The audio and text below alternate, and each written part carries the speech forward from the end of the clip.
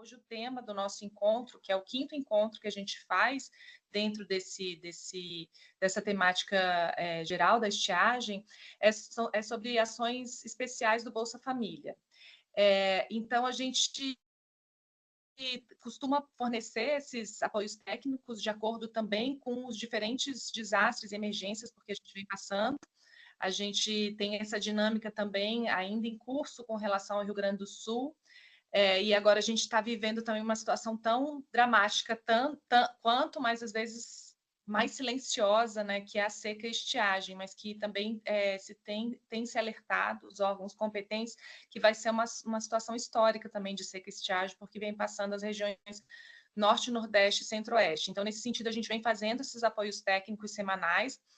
É o 5º que a gente está fazendo, todos estão gravados no nosso canal do YouTube, da SNS, e aí a gente já teve, se vocês quiserem consultar, quem não conseguiu participar, mas que está interessado em saber mais de diferentes setores, né, os assuntos relacionados a seca e estiagem, o CEMADEM já esteve com a gente, que é o Centro Nacional de Monitoramento e Alerta de Desastres, do MCTI, a Defesa Civil Nacional, a própria SNS falando sobre cofinanciamento federal, e no último encontro, há 15 dias, que a gente não conseguiu fazer na semana passada, então há 15 dias, foi com a SAGICAD, né, de Secretaria de Avaliação e Gestão da Informação e Cadastro Único.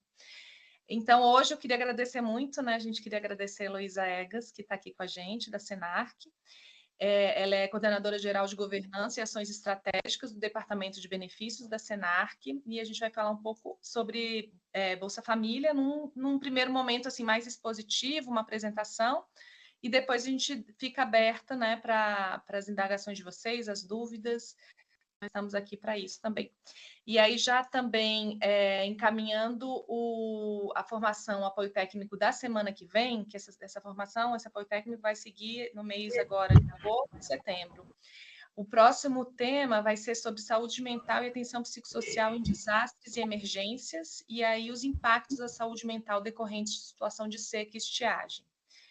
Eu vou colocando também aqui, a gente tem um canal de comunicação, talvez vocês já estejam, né? Mas ainda assim eu vou reforçar que é um app que a gente dispara avisos importantes de emergências relacionadas ao SUAS também. E aí eu deixo os serviços aqui no chat. Então, vou passar a palavra à Heloísa. Obrigada novamente por todo mundo, pela presença de todo mundo, e em especial para a Heloísa de estar aqui com a gente hoje. Bom, pessoal, boa tarde. Vocês me ouvem bem?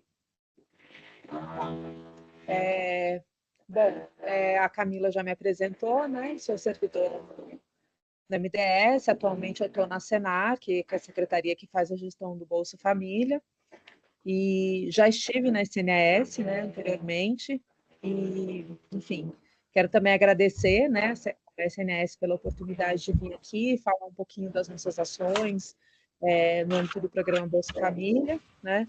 Vou colocar uma apresentação aqui. Então, gente, assim, para começar, né, acho que um pouco resgatar aqui, né, o Bolsa Família, o programa de transferência de renda condicionada, né, ele tem como critério, tem como objetivo principal, né, o alívio imediato da fome e da pobreza.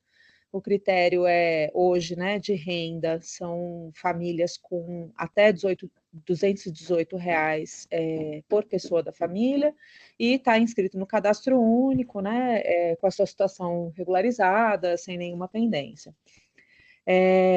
No contexto de situações de calamidade e emergência, a gente já tem há algum tempo essa atuação, né, diferenciada, que não é assim, a gente não altera as regras do programa, a gente faz algumas adaptações, pensando, né, no contexto de emergência e calamidade como um contexto onde o território como um todo fica afetado, né, e que a gente também pode entender que as pessoas e as famílias que já vivem situações de vulnerabilidade e pobreza têm essas situações aprofundadas, ampliadas, em razão do que está acontecendo no território.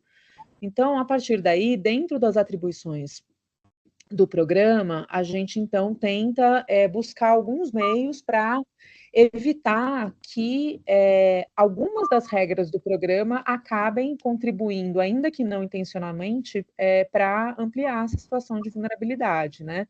Então, assim, pensando, por exemplo, na questão do pagamento, né? Então, que essa é uma primeira ação que a gente faz, né? Como vocês devem saber, o pagamento ele acontece de maneira escalonada, sempre nos 10 últimos dias úteis do mês, né? E aí cada família tem acesso, né, à nova parcela do benefício de acordo com o final do seu número do NIS, né? Lá no final eu vou deixar, né? Vou deixar essa apresentação disponível também para vocês. E lá tem o calendário de pagamentos também. E aí o que a gente faz? A gente unifica, né? A gente quebra esse escalonamento para tornar a parcela disponível desde o primeiro dia, né? Então, assim, para a família que tem o final de NIS número 1, não vai alterar nada, mas para a família que ia receber no último dia, ela vai receber 10 dias antes, né? Então, isso pode ser algo significativo ali na realidade dela, no contexto que ela está vivenciando. Além disso, como vocês sabem, a gente tem ações rotineiras aqui no MDS em relação aos processos de qualificação do cadastro único, né, e de averiguação mesmo, né, da conformidade com relação à renda, composição familiar, justamente para a gente poder assegurar que são as famílias que realmente necessitam, né, do benefício que serão atendidas. Então, esses processos, né, já desde o ano passado a gente vem numa agenda intensa aí de convocações para as pessoas atualizarem sua renda, atualizarem sua composição familiar, e esse ano, particularmente, a gente está num processo intenso de revisão cadastral, que ela acontece a cada 2 anos, né, e aí a gente está fazendo esse processo de maneira mais massiva, né, inclusive para lidar com o passivo, vamos dizer assim, do período em que isso tudo ficou suspenso, né? Então, quando tem um processo de averiguação ou de revisão cadastral em curso, se a família não vai lá regularizar a sua situação, ela pode vir a ter o seu benefício bloqueado, né, ou até cancelado, a depender da situação. Eu não vou adentrar aqui exatamente nas regras do programa de bloqueio, de suspensão, cancelamento, que eu acho que não é muito o foco, mas é um pouco para vocês entenderem que o que a gente faz, na verdade, é ampliar esses prazos, é postergar, prorrogar esses prazos, porque se acontecer de uma família ter o fim do seu prazo de regularização da situação justamente no mês em que o território está vivenciando aquela emergência, se a gente não fizer nada, ela vai ter o benefício bloqueado. E aí isso vai afetar, né, a segurança de renda dela. Então, para evitar isso, a gente prorroga esses prazos para que essa repercussão não incida na vida dessa família, e aí, posteriormente, quando o território de fato voltar ali minimamente, né, normalizado, Sim. essa família pode ir lá e retomar também o seu processo de regularização junto do cadastro, tá? Aí, essas duas ações, né, são ações que a gente faz aqui no MDS, né, a partir de alguns critérios, um deles é ter, de fato, né, oficializada essa situação de calamidade e emergência, né. Eu vou explicar um pouquinho mais à frente essas regrinhas, né, e elas são parecidas com as regras de acesso aos serviços de alta complexidade do SUAS, mas elas têm algumas ligeiras diferenças. Além disso, a gente tem uma outra medida, né, que está normatizada, né, no âmbito dessas ações de enfrentamento a situações de calamidade e emergência, que é a existência que é a possibilidade, né, do beneficiário, quando ele perde a documentação dele, quando ele perde o cartão, isso em situações assim de enchente, de alagamento, é bem comum, né, porque as pessoas têm que sair às pressas das suas casas e muitas vezes deixam tudo para trás.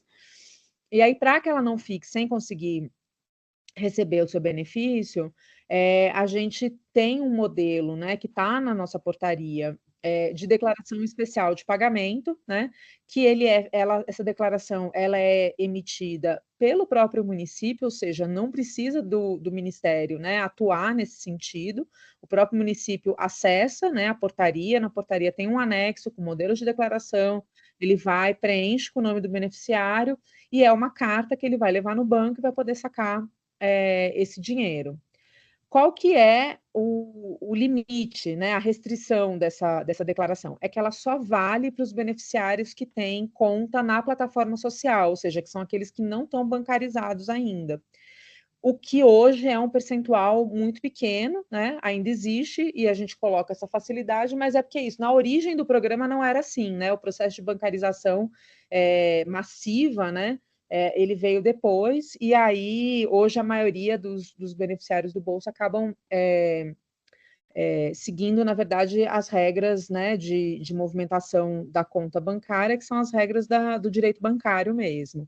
Mas para esses beneficiários a gente tem essa possibilidade, e os municípios têm como acessar e saber quem é que é beneficiário que tem conta na plataforma social e que pode usufruir dessa possibilidade de declaração especial. Então, hoje não é uma medida que de fato consegue alcançar a maioria dos beneficiários, mas é algo que a gente deixa aqui registrado, porque ela pode alcançar alguns e, né, se alcançar uma pessoa já vai fazer diferença.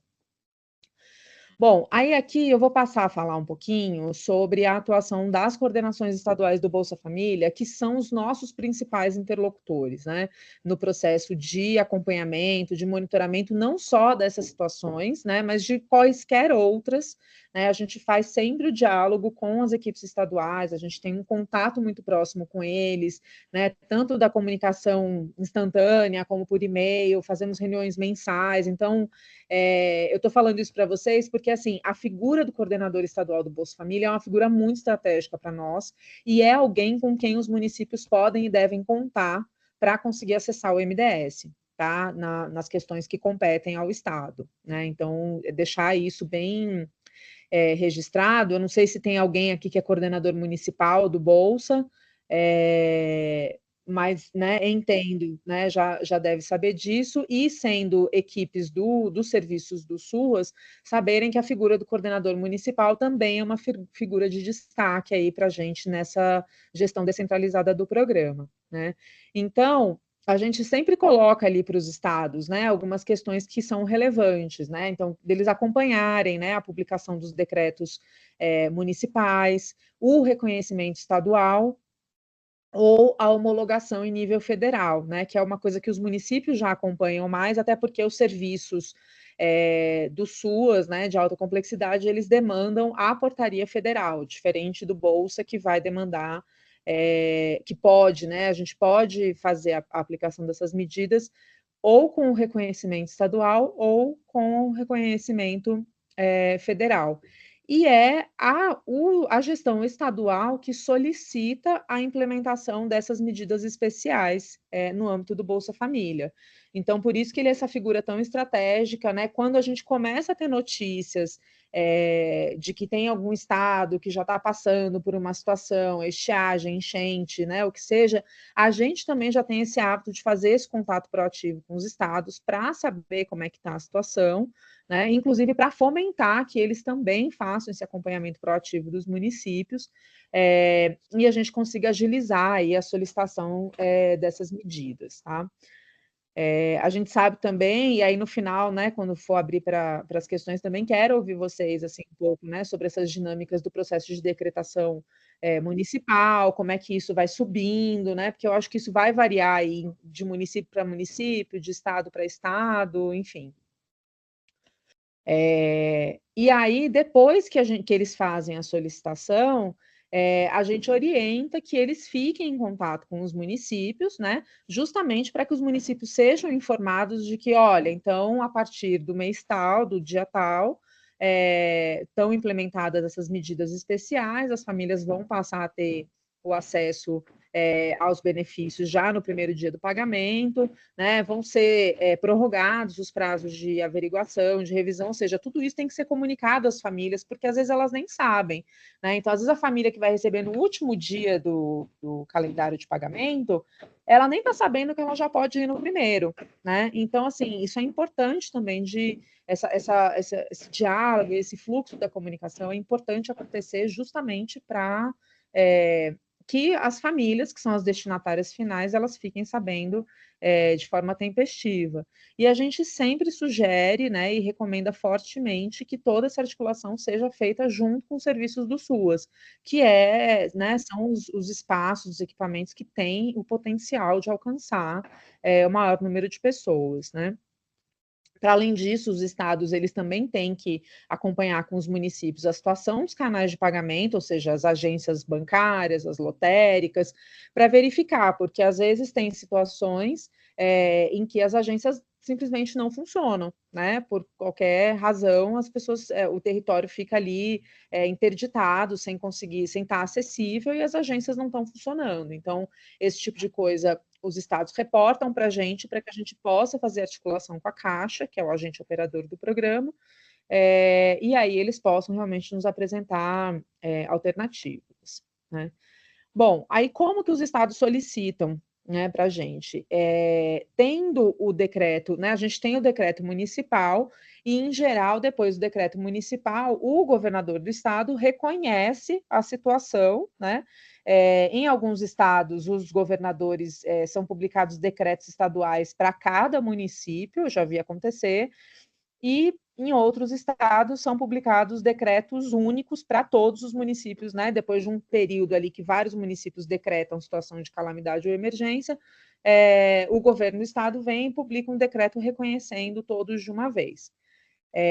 Com este decreto, já é possível a gestão estadual solicitar a adoção dessas medidas especiais de pagamento e de gestão de benefícios. Às vezes acontece do decreto estadual demorar mais para sair e é a Portaria Federal de Reconhecimento de Homologação, né, do decreto municipal, que é publicada antes. Para nós, ela também vale, né? Então, a gente tem essas duas opções, né? E aí, o gestor estadual tem que encaminhar um ofício para a Senarc solicitando a adoção dessas medidas, tem que nos informar a relação dos municípios e anexar os normativos, né? E a gente sempre pede para verificar a vigência, né? Porque às vezes eles demoram para mandar, às vezes demora para fluir a informação, então a gente pede, né, sempre para verificar a vigência, e a gente pede justamente que essa comunicação ela aconteça de maneira em tempo real, justamente para a gente poder agir o quanto antes nessas situações. Quando a gente recebe a documentação aqui, a gente vai analisar justamente isso, né? Tem o normativo? Sim, não. O normativo está vigente? Sim, não.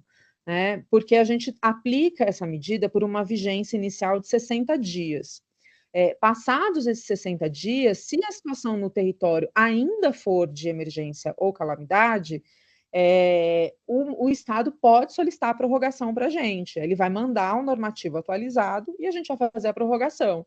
Mas é isso, a gente primeiro analisa se está dentro daqueles 60 dias, né?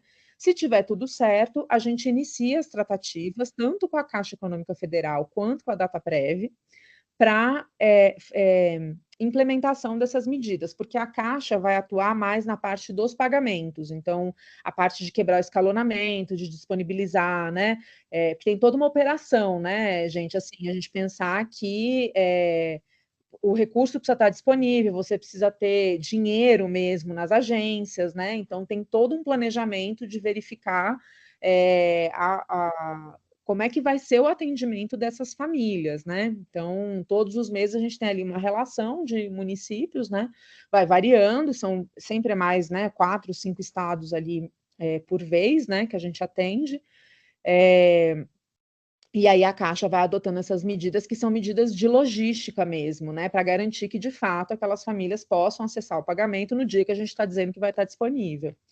E a Dataprev, ela cuida mais dessa parte da prorrogação dos prazos, porque ela vai fazer os batimentos entre os períodos de averiguação cadastral e de revisão cadastral, para verificar nos territórios que estão afetados quais são as famílias que teriam repercussão no benefício, ou seja, que o benefício poderia ser interrompido. Então, para evitar a interrupção, aí a gente também informa a Dataprev e ela aplica isso, e aí a repercussão não acontece, né? Se a gente verificar que faltou algum documento, que tem documento fora da vigência, que tem alguma coisa ali que precisa ser retificada, a gente manda um e-mail pedindo para que o Estado reencaminhe. Às vezes o Estado vai precisar, inclusive, do apoio dos municípios, né, para poder tirar alguma dúvida e tal, para poder complementar as informações e a gente conseguir dar andamento, né? E aí, gente, o que o município pode fazer, né? Porque, assim, vocês estão vivenciando a situação mais de perto no território, né? Com certeza vão ter sempre as informações mais atualizadas e vão ter os desafios de lidar diretamente com as pessoas que estão afetadas por essa situação, que a gente sabe que não são só famílias beneficiárias do Bolsa Família, né? Mas aqui a gente está falando especificamente desse público. Então, o que a gente recomenda, né? Como eu já falei, o coordenador estadual é essa pessoa com um papel estratégico, né, dentro da governança do Bolsa Família, e é a pessoa com quem vocês devem, né, manter contato constante e efetivo, né, para tanto repassar informações como para receber informações, né? Em geral é isso, assim, a figura do coordenador municipal do Bolsa, que vai fazendo essa ponte, né? Então, acho que não só aqui no caso, né, quando a gente está falando de equipes que são das proteções, né? A gente também indica que vocês façam essa ponte, essa aproximação com o. Peraí, gente, que mudou aqui. Ah, pronto. Com o coordenador municipal, né? E aí o coordenador municipal mantém o contato com o coordenador estadual. E aí, o que é esse contato? É acompanhar, né, a publicação dos decretos, né, a publicação da homologação federal. Então, uma coisa que vocês também podem acompanhar, né, no Diário Oficial. Enfim, tem a solicitação que é feita diretamente pelos municípios. Então, saiu a homologação federal, já faz essa informação fluir, porque com isso o coordenador estadual já pode providenciar o ofício do gestor e a solicitação das medidas chegar para a gente, né? A outra coisa também que é importante é entender, conhecer, monitorar o acesso das famílias aos canais de pagamento. Então, saber se tem agência fechada, se tem lotérica fechada, né? Como é que está a situação do atendimento, tem fila, não tem fila, né? As pessoas estão conseguindo realmente ter resolutividade nos seus atendimentos.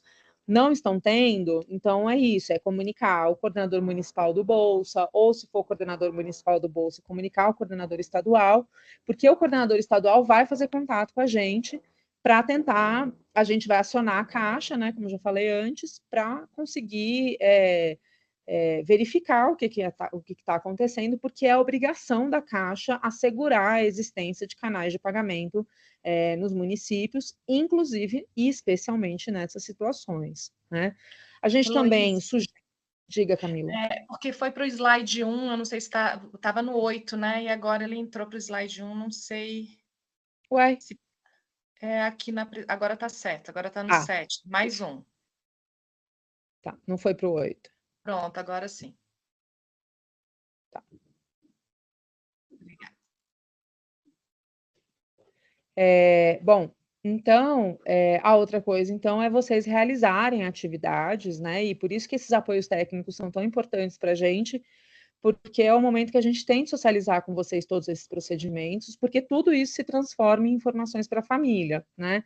Então, realizar atividades coletivas no CRAS, ou, enfim, organizar, né? Enfim, atendimentos, ou organizar ali, né? Orientar as famílias, né? Sobre como que elas podem obter essas informações, enfim, esclarecer dúvidas, né? E por aí vai. E aí, assim, algumas observações, né, que eu acho que são importantes, né? As medidas, elas têm vigência de 60 dias, como eu falei, e elas são implementadas por 2 meses consecutivos, né? Então, por exemplo, a gente inicia os pagamentos de agosto agora no dia 19. Aí, o que a gente recebeu aí ainda nesse período que a gente está fechando a folha e tudo mais, a gente processa e aí as famílias passam a ser contempladas por essas medidas nos meses de agosto e setembro. Se a solicitação tiver chegado depois que inicia o pagamento, aí vai começar a viger em setembro, e aí vai ser setembro e outubro, tá? E aí isso é por padrão, né? E aí até assim, às vezes a situação ela já se amenizou no território, mas a gente sabe que tem um período de pós-emergência, né? Que é um processo que também as famílias estão aí retomando. Então, às vezes o evento climático cessou, mas as consequências disso na vida das famílias não cessaram ainda, né? Outra coisa que, assim, às vezes parece óbvio, mas eu já recebi esse tipo de dúvida, é que quando a gente fala que a liberação do pagamento é no primeiro dia, é a partir do primeiro dia, e não somente no primeiro dia, né? O calendário continua, né? O recurso é depositado, a família tem direito a movimentar, inclusive, livremente, né? Esse recurso normalmente, né? Como qualquer movimentação bancária. Mas a diferença é que é isso. A nova parcela, que no caso do mês de agosto, ficaria liberada já a partir de segunda-feira, que é o dia que iniciam os pagamentos agora do mês de agosto, né? Então, aqui para exemplificar, né? Aqui tem o calendário do programa, né? Que ele tem os pagamentos com data fixa, né? Já é estabelecida para o ano inteiro, e ele é escalonado. Então, aqui a gente tem o mês, né? Do pagamento, e aqui a gente tem o final do NIS, né? Então, aqui, por exemplo, a gente está no mês de agosto. Então, quem tem o final NIS de NIS 1 vai receber no dia 19, de NIS 2 no dia 20, e assim sucessivamente até o dia 30. No caso, se o território está com a situação de emergência e calamidade decretada e foi feita a solicitação corretamente aqui para a Senarc, todas as famílias, a partir do dia 19, podem passar a sacar o benefício, né? E aí isso se estende depois. Bom, em termos das regras gerais das ações especiais de pagamento, de enfrentamento das situações de calamidade e emergência, é um pouco isso, não é nada assim muito extenso, né? Não são tantas medidas, mas é isso. O que a gente tenta fazer é justamente adaptar, né, algumas ações algumas medidas dentro do programa para tentar mitigar aí situações de vulnerabilidade que são causadas por esses eventos. E aí eu queria aproveitar também para trazer um pouco para vocês a nossa experiência com relação aos eventos climáticos extremos que ocorreram no Rio Grande do Sul, né, que eu acho que todo mundo acompanhou, né, em maior ou menor medida, né, algumas pessoas com parentes, né, com laços ali sociais, afetivos também, com pessoas que moram lá no estado. E a gente aqui no MDS tem trabalhado de maneira muito intensa também, né, por conta da dimensão mesmo, né, da extensão, né, dos efeitos desses eventos climáticos, né, porque eles de fato afetaram de maneira generalizada o Estado, né, e aí exigiu realmente do MDS uma ação extraordinária. Então, todas as secretarias também se mobilizaram no sentido de, bom, além do que nós já fazemos, né, em relação ao atendimento dessas situações, o que mais a gente precisa fazer, o que mais a gente pode fazer e o que mais os municípios precisam que a gente faça, né? Então, isso demandou realmente, desde o princípio, a gente manter um contato muito estreito, né? Tanto aqui dentro, né? As várias secretarias que mexem com a pauta, e a gente foi descendo, então, com os coordenadores estaduais, a gente foi fazer contato também, por exemplo, com Porto Alegre, que é a metrópole, né? Os municípios de maior porte. Fizemos vários apoios técnicos e fomos estudando mesmo, né?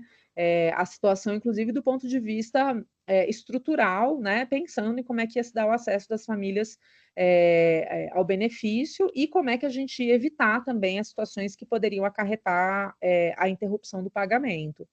Então, além das medidas que a gente já faz, a gente foi adaptando, né? Uma primeira delas, que foi uma medida inédita, foi que a gente aplicou imediatamente todas essas ações para a totalidade dos municípios. E aí, vou destacar de novo que isso não é uma medida trivial, porque é um esforço logístico que precisa ser feito para poder assegurar realmente que o pagamento ocorra, né? E o Rio Grande do Sul tem quase 500 municípios, né? Então, é uma coisa que a gente realmente precisou fazer ali uma série de articulações com a Caixa, né? Para fazer os estudos de viabilidade em tempo recorde, para saber se a gente ia ter condição, porque na prática, quando a situação de emergência foi decretada, a gente tinha ali mais ou menos 15 dias, né, até começar o pagamento, e foi o tempo que a gente teve para conseguir deixar tudo preparado. E aí a gente começou ali, né, a fazer um mapeamento de potenciais gargalos para conseguir garantir os pagamentos. A gente foi trabalhar também na edição de normativos específicos que conseguissem dar respaldo, né, em termos de gestão, para as medidas que a gente ia adotar. E a gente ampliou, né, o olhar sobre as ações de gestão de benefícios. Então, se numa situação com o que a gente está acostumado a lidar, a gente faz a prorrogação dos prazos de revisão e averiguação cadastral, aqui, nesse caso, a gente suspendeu tudo.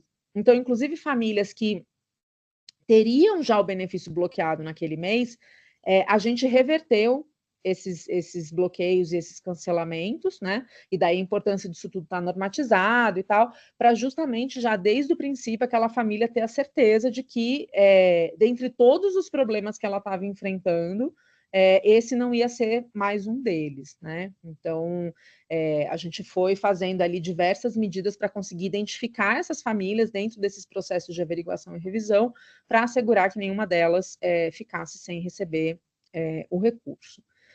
Para além disso, a gente também investiu em algumas inovações, né? E é isso que eu queria trazer para vocês também, principalmente, que foi a primeira delas, a gente intensificou a informação para as famílias, né? E a gente fez uma comunicação imediata, né? Nas mensagens de extrato, avisando para elas da situação, de que o pagamento ia ser liberado desde o primeiro dia, né? De que os prazos de averiguação e revisão iam ser prorrogados, né? E a gente fez isso assim, fizemos cartazes, colocamos nas mensagens do extrato bancário, no aplicativo do Bolsa Família, né, na articulação com as gestões municipais do programa e por aí vai. No caso do acesso ao benefício, foi um processo intenso também, porque dentro do contexto lá do Rio Grande do Sul, muitas pessoas tinham perdido tudo, não tinha documento, não tinha cartão, não tinha nem celular. E aí, para elas poderem sacar o benefício, né, ou a pessoa precisa do documento ou ela precisa do cartão. E aí a gente teve que pensar em várias soluções aí de pagamento para que a gente conseguisse atender, né, a totalidade dos beneficiários, já que aquela medida da declaração especial de pagamento que eu estava falando para vocês, ela atinge um percentual menor, né, de famílias.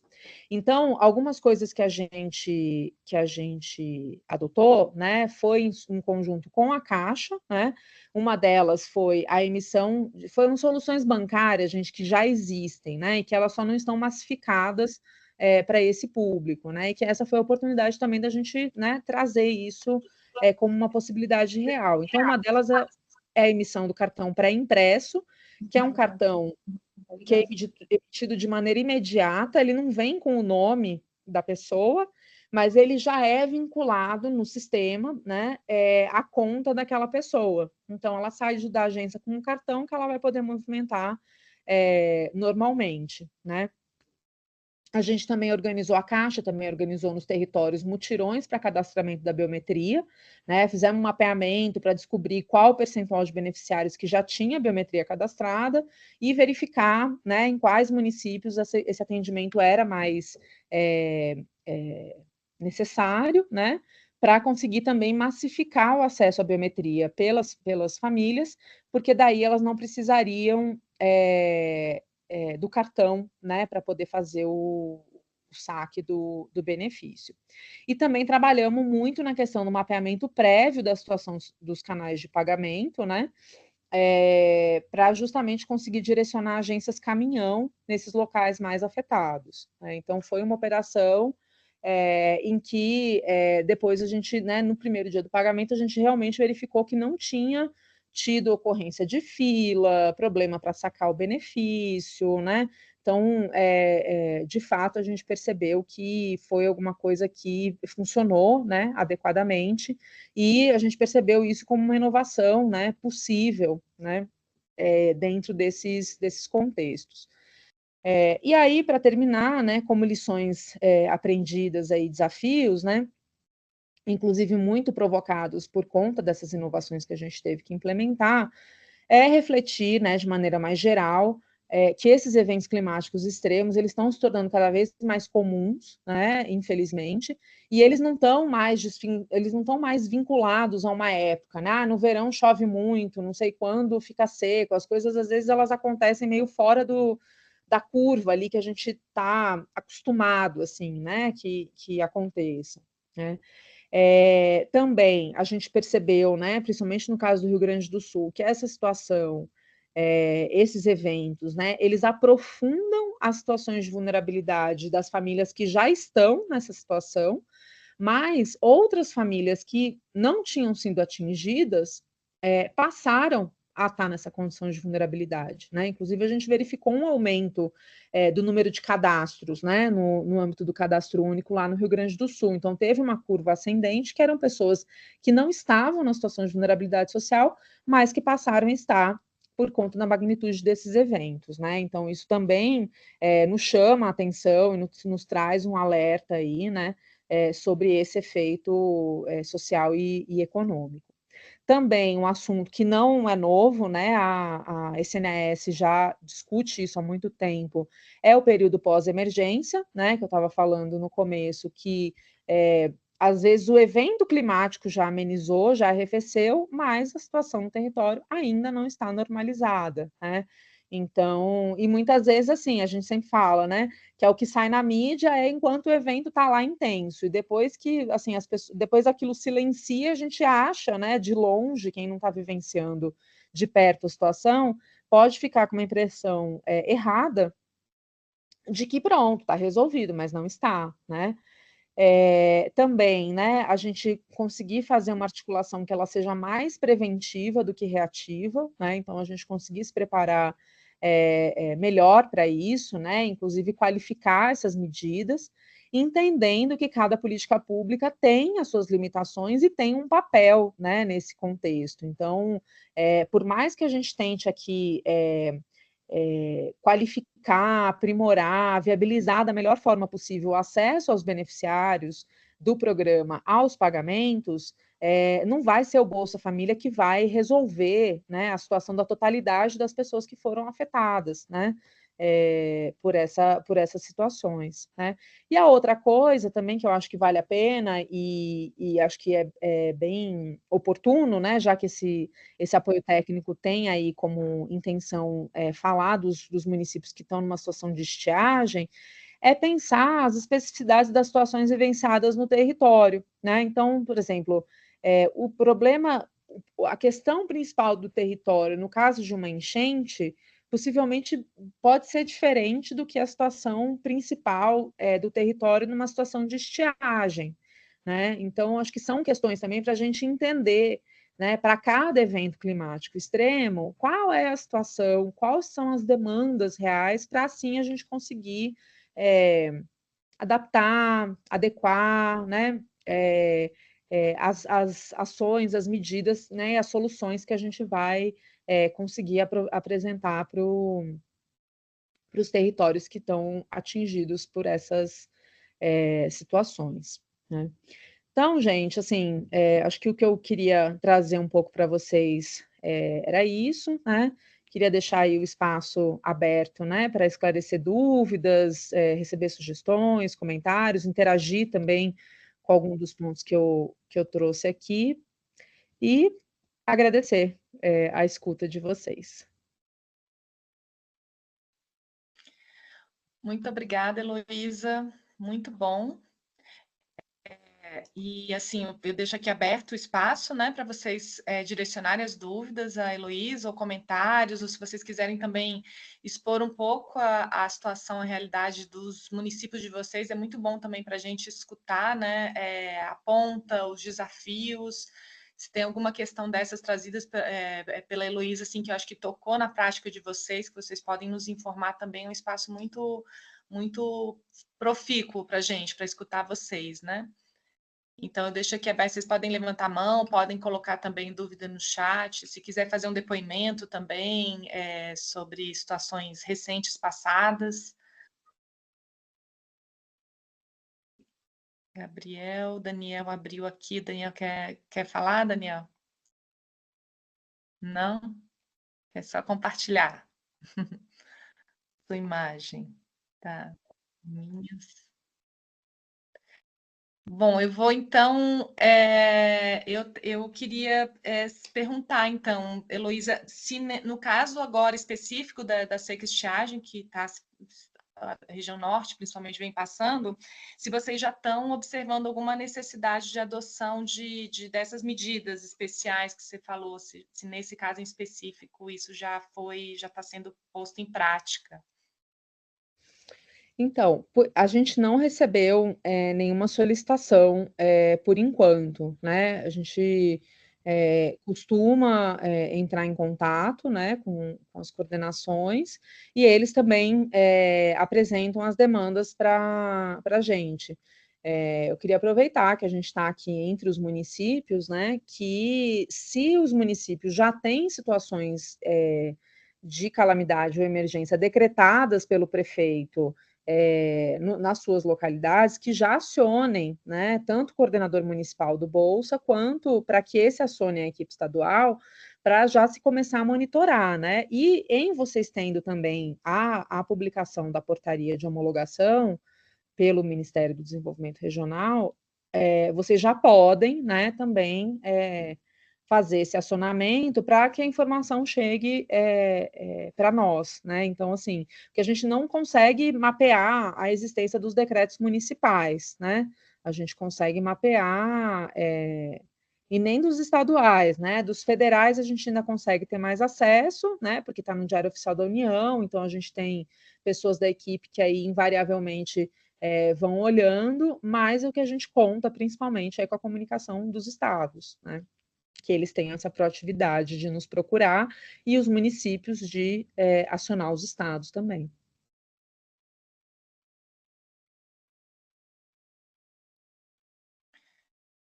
Alguma dúvida mais? Porque eu tenho, senão vou perguntando também. Mas vamos deixar a roda girar aqui. Bom, eu vou perguntando e aí vocês vão se manifestando também, gente. Você falou, Heloísa, sobre o aumento dos beneficiários do programa Bolsa Família nesses períodos, né, de emergências e desastres. E vocês já vêm observando até pela seca, estiagem de outros períodos, como que costuma ser esse movimento, por exemplo, na região norte, dos estados mais acometidos por seca e estiagem, e se vocês têm algum perfil da população, se de repente comunidades tradicionais, povos indígenas, eles passam a ser mais beneficiários não sei se já são e se passam a aumentar a quantidade, o percentual de como beneficiários do programa quando passam por situações como seca e estiagem. Então, assim, o que a gente observou, na verdade, foi uma curva ascendente no cadastro único, né?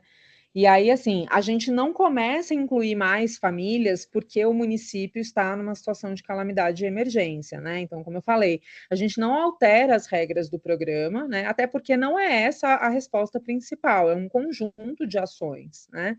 O que a gente faz, na verdade, é facilitar algumas medidas para aqueles que já são beneficiários, né? Aqueles que passam a integrar o cadastro, eles vão entrar dentro do fluxo de entradas e saídas do programa. Então, vai ter análise da renda, vai ter análise de dependência cadastral, vai ter a meta de atendimento naquele município. Aí são uma série de fatores que incidem, né, para aquela pessoa entrar ou não no programa, né? Ou ela esperar mais, ou esperar menos, enfim. No caso específico de populações tradicionais, né, e especificamente de povos indígenas, os povos indígenas são considerados público prioritário do programa. E o que isso significa? É que uma vez eles inscritos no cadastro único e apresentando o perfil para entrar no programa, né, com relação à renda, e não tendo nenhuma pendência cadastral, eles são automaticamente, eles são pré-habilitados de maneira imediata, né? E aí eles ingressam no programa. Então, eles têm prioridade nessa entrada, porque a gente entende que é um público que já está, né, estruturalmente mais vulnerável, né? Então, essa é a diferença, né? Mas isso não é em função da situação de emergência, isso é do geral, né? Com relação ao geral das regras do programa.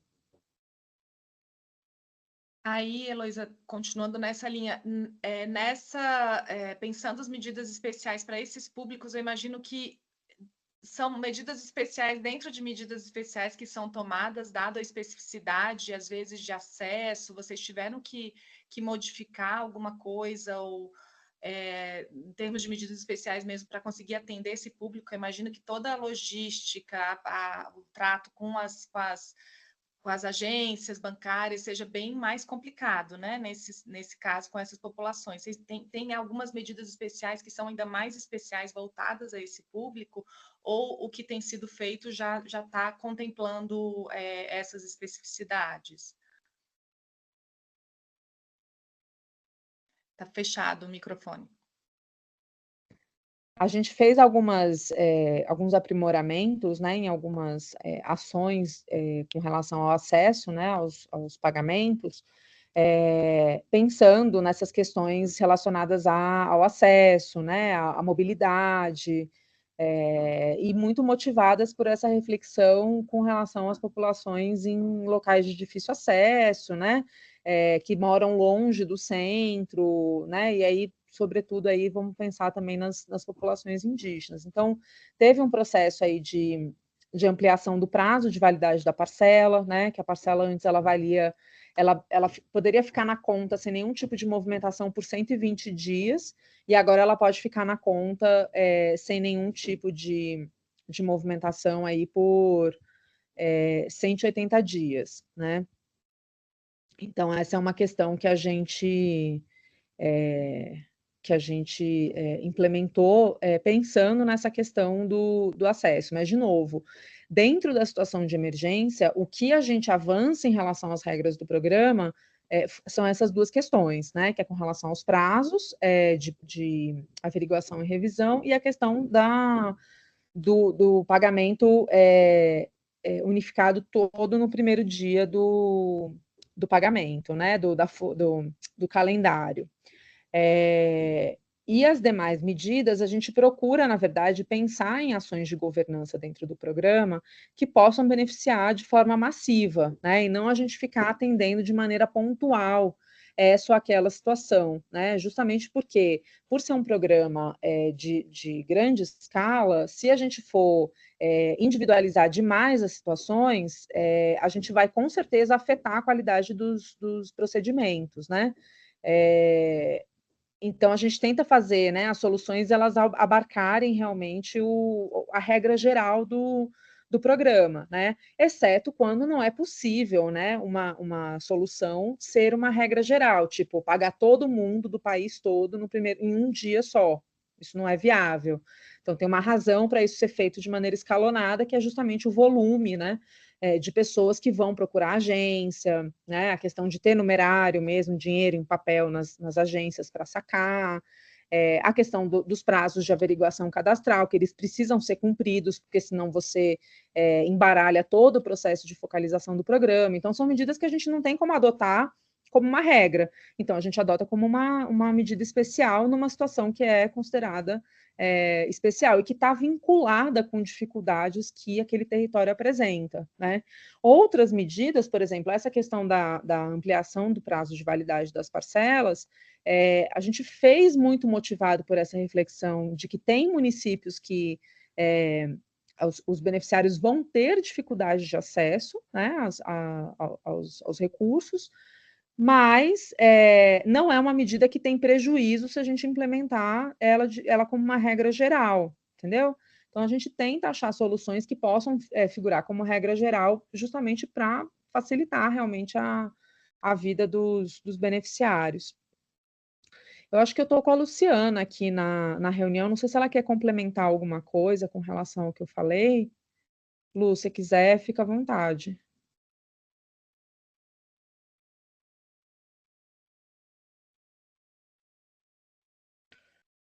Ah, tá sem microfone. Tá bom, querida. Tá tudo certo. Ok.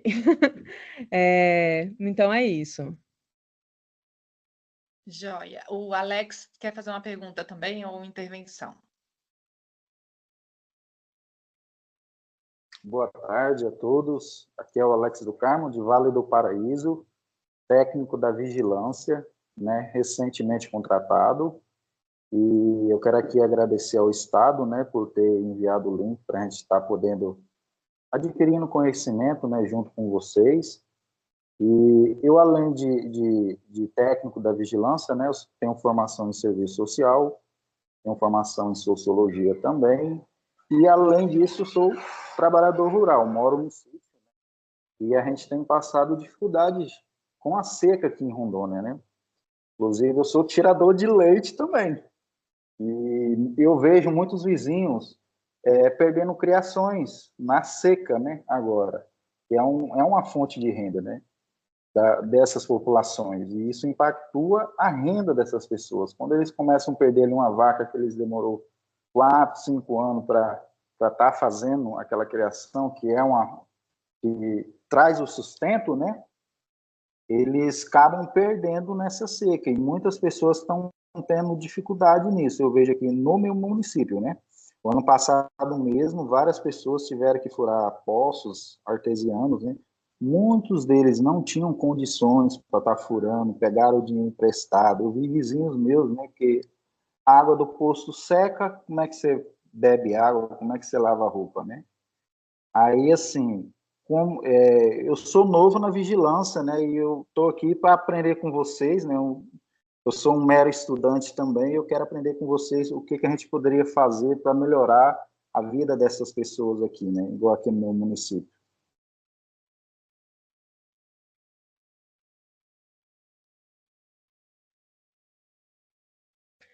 Eu vou passar a bola para a SNS dessa.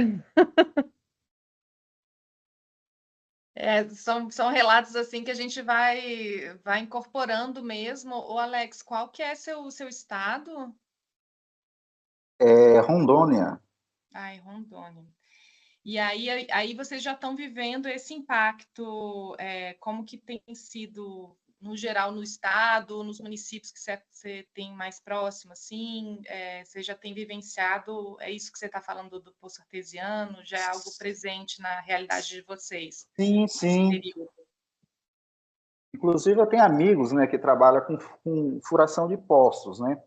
E eu tô vendo que eles estão andando muito nessa época, o pessoal já está sentindo. E a seca ainda tem muitos dias de seca. Eu lá em casa mesmo, eu tiro por mim, eu vou ser obrigado a furar um poço artesiano, porque a água está sumindo, os rios estão secando. Então, assim, eu peço a Deus que mande chuva logo, né? Porque se a gente tiver mais 2 meses de seca aqui, vai ser difícil. Muitas pessoas vão perder criações. E, igual, na sociologia, eu estudei sobre a relação dos animais com as pessoas, né, de sobrevivência. Os animais, eles são fontes de renda, né, para essas pessoas. Então, assim, quando tem uma seca dessa que impactou ali, né, a perda de pastagem, né, a perda de água, muitos, eu vi mesmo ano passado, vizinhos tiveram que vender o gado todo porque não tinha água para o gado, e eles não tinham nem de onde tirar. Eles preferiram vender o gado tudo porque para não ver morrer, né, não perder. Então, assim, eu vejo que isso aí está impactando, né, ali a renda, né, aquelas famílias, devido a essa dificuldade da seca. E a seca, ela pega todo mundo, né? Eu acho que é isso. Obrigada, Alex.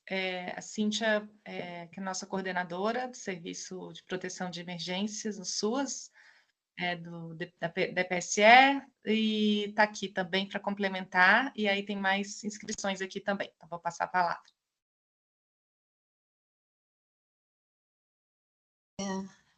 Então, Alex, sugiro muito você assistir o nosso primeiro apoio técnico que a gente deu, que a gente convidou os colegas do CEMADEM, eles falaram um pouco sobre a perspectiva para os próximos meses de seca. E eu coloquei aqui no chat também um link que é para os alertas, né, do Centro de Alerta de Desastre. E a informação é que nós vamos ter os próximos meses aí bem cruéis. A perspectiva é que está na região ali, Acre, Rondônia, já está em altos alertas, mas a perspectiva é que nos próximos meses ela vai caminhando a longo prazo aí para a região mais oeste da Amazônia. Tá? Então, é um pouco o movimento da seca nos próximos dias. Então, a gente sugere que você entre no link aqui para que tenha um pouco essa perspectiva. No dia 29 de agosto está previsto também o apoio técnico. Hoje convidamos os colegas da Senar, que dia 29 teremos os colegas da CESAM, que vão falar um pouco, inclusive, sobre a pauta das cisternas, porque eu acho que essa coisa dos poços. A gente, no Amazonas, no ano passado, a gente teve que ir nos poços mais fundos, e a Defesa Civil teve que disponibilizar um filtro especial, porque a água vinha mais barrosa desses filtros. Então, te recomendo assistir o primeiro apoio técnico e esse do dia 29, para a gente ir construindo exatamente o objetivo desse apoio técnico e dessa série de apoio técnico é gerar informação e fazer com que essa informação, de fato, chegue ao trabalhador do SUAS e a gente consiga dar uma resposta mais ampla. Então, você, enquanto vigilância, olha os dados, os indicadores, digita atrás esse diagnóstico um pouco para a gente. E lá no último apoio técnico, a gente falou do Observatório do Cadastro, a gente está criando filtros lá no Observatório do Cadastro para que a gente possa saber dos municípios que estão com decretação e solicitação de decretação, quantas famílias estão no Bolsa, quantas famílias estão no cadastro, como é que está a situação, quantos públicos tradicionais e comunitários estão, né, nos territórios onde está tendo atualmente estiagem, que vai ter daqui para frente. Tá? Então, só algumas informações para a gente se organizar aqui. É isso. Obrigada, Camila.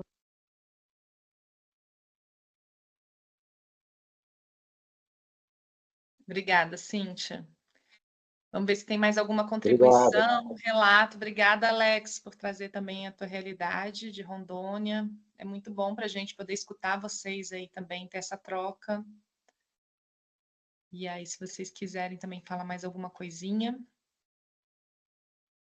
Bom, eu deixei aqui no chat também, a Cíntia colocou no chat o site do Semadem, que ela acabou de referenciar, e eu coloquei também o link para a comunidade do WhatsApp Emergências no SUAS, que é uma comunidade de avisos mesmo, que a gente vai estar sempre informando sobre documentos, orientações técnicas, apoios técnicos como esse também, informes que sejam relevantes para o dia a dia de vocês, a prática também.